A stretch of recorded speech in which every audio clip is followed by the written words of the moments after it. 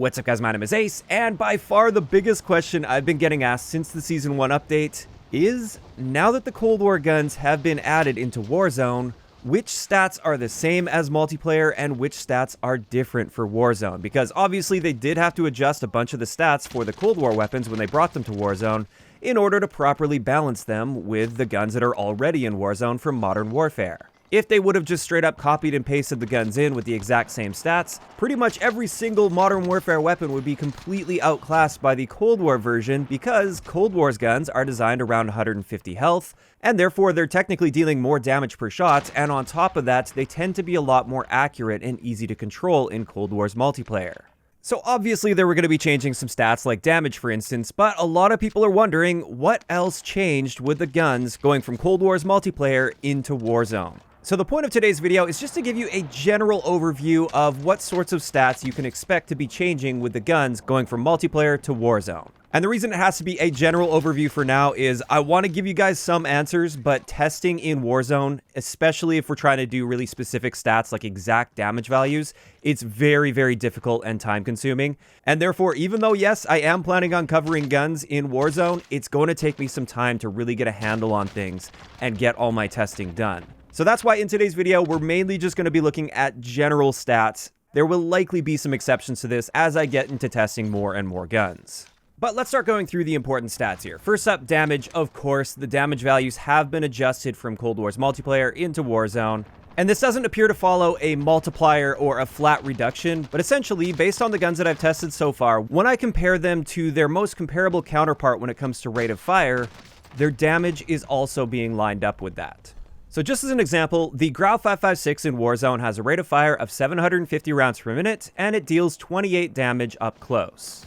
The Groza, the new assault rifle for Black Ops Cold War, that also has a rate of fire of 750 rounds per minute, and it turns out its damage value in Warzone is 28, exactly the same as the Grau. And I saw this trend several times with the guns that I've tested so far, where they've essentially just lined up their damage value with the most comparable counterpart in Warzone based on its rate of fire.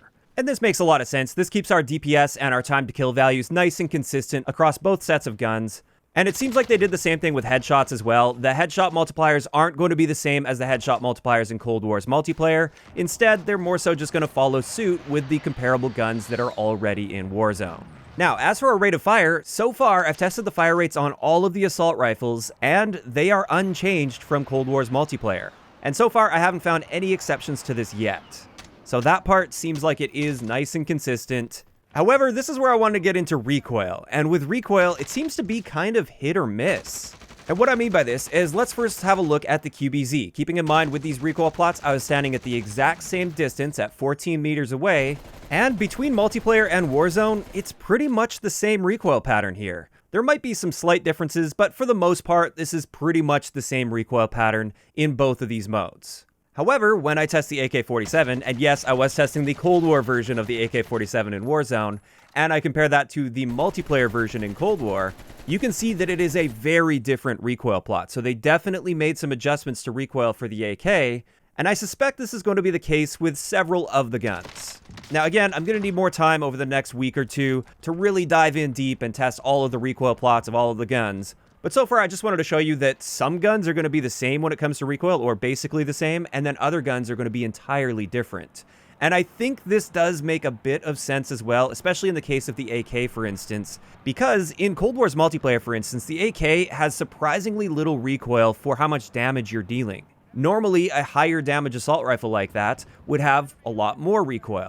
But we don't see that in the multiplayer, and if they were to just transition that directly into Warzone, then the Black Ops Cold War version of the AK would be significantly better than the existing AK-47 or the CR-56 AMAX, for instance, so they had to keep that balanced out. And therefore, it does look like they were actually looking at guns on a case-by-case basis and making adjustments when needed. Next up, when it comes to handling with our guns, the aim-down sight times appear to be pretty much the same between multiplayer and Cold War. With a couple guns, I detected a 1 or 2 frame difference, but very, very minor differences here. And therefore, at least generally speaking, our aim down sight times are going to be about the same with our regular guns. I haven't done a lot of testing with the sniper rifles or anything, or the LMGs even. Those ones might have more of a change to aim down sight time, but for SMGs and assault rifles, for instance, it appears to be pretty much the same. And that also applies to our sprint out time, or at least our standard sprint out time. It appears to be about the same as in multiplayer. However, of course, we do have the tactical sprint out time to deal with, which we don't have in Cold War's multiplayer. But it seems like they've just sort of equalized that with what you'd expect to see on the comparable guns in Warzone.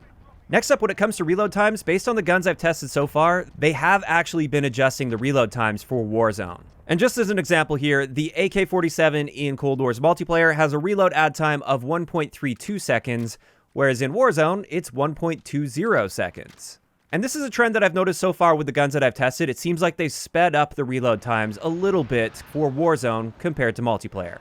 Now, another thing that I thought was quite interesting was bullet velocity. In Cold War's multiplayer, the bullet velocity values are much lower than what we saw in Modern Warfare. And bullet velocity is an extremely important stat in Warzone because of the ranges that you're often going to be dealing with. So I did do some basic tests with this, and it looks like they have actually boosted bullet velocity across the board for the Cold War weapons when integrating them into Warzone.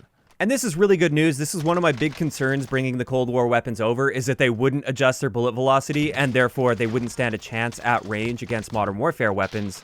But they've definitely bumped them up at least a little bit based on the guns I've tested so far. And like I said, that's just great news. Now finally, we do have a few mechanics that are completely different between Cold War's multiplayer and Warzone. And the first one is mounting. We don't have mounting in Cold War's multiplayer, but it is in Warzone, and you can mount Cold War weapons. There's no surprise there, really. That would be really strange if you could mount some guns, but not others. And it seems like this mechanic works exactly how you'd expect it to work. When you mount your gun, it reduces your recoil, and that's pretty much normal. Next up, Dropshotting. In Cold War's multiplayer, they have that mechanic in place where if you try to drop shot while aiming down sight, it will force you to come out of aiming down sight for a brief period of time. So you can't really drop shot effectively unless you're using one of the grips, which gives you the ability to aim down sight while going prone. It turns out, in Warzone, you can drop shot while aiming down sight with all of the Cold War guns that I've tested so far without having to use one of those grips. It's no problem. And this is great because it keeps things consistent with the Modern Warfare guns that already exist in Warzone. However, it's a little strange because we still have access to the same attachments that we have access to in multiplayer, and they have the same descriptions as well. So there are still grips that say that they allow you to drop shot while aiming down sight, but you don't need the grip in order to do that. So it's a little bit misleading when it comes to that, and it seems like that's where a lot of the issues lie with this integration, is how they're handling attachments. Another attachment that I want to test in the future, but I need more time to test this properly, is Flinch Resistance. This is another mechanic that's very different with Black Ops Cold War. They've effectively eliminated actual flinch to your point of aim in Black Ops Cold War, which I think is awesome. However, when we go over to Warzone, there is some noticeable flinch within Warzone, and it turns out this does seem to apply to the Cold War guns as well. But again, when we get into the attachments, this is where things start to get a little confusing. And like I said, I need more time to test this in a controlled way. But we do have some attachments for like assault rifles, for instance, that improve your flinch resistance. And that could be extremely powerful in Warzone. There's a lot of potential there, but I don't know if it's actually going to be doing anything for you or not. It might turn out that those attachments are going to work just like the drop shot attachments, where they don't actually do anything for you in Warzone. They only work for multiplayer. But I will test that as soon as I have the ability to get around to it. And with that, I think that pretty much covers it for this topic. For the most part, most of the guns from Black Ops Cold War's multiplayer will have a somewhat similar feel to them. However, in some cases, it does look like they made a few extra adjustments to the guns just to help balance them out a little bit better in Warzone. And therefore, not all of the guns are really going to feel the same. So if we're just looking at the base guns without attachments, I feel like they've actually done a good job with the integration so far, but the real issues start to come in when we start mixing the attachments in, because the attachments are totally different between Black Ops Cold War guns and Modern Warfare guns. And a great example of this is the monolithic suppressor. This is an attachment that almost every good player is going to be using in Warzone. And the reason for this is we get a suppressor, which is great, but it also slightly boosts our damage range and bullet velocity, whereas any of the suppressors for the Cold War weapons are going to be hurting our damage range and possibly hurting our bullet velocity as well. I don't know for sure if it actually will, but at the very least, it's hurting our damage range. So taking a Cold War gun with a suppressor versus a Modern Warfare gun with a suppressor, might not be too equal. Of course, that's just my initial thoughts on this integration of these weapons. I'd like to know in the comment section below, what do you think about how they've done this integration so far with the Cold War weapons into Warzone? Are you generally happy with this integration, or do you feel like they didn't do a very good job with it? If you enjoyed the video, a like rating is always appreciated, and don't forget to subscribe for more if you haven't already. I'll talk to you guys next time.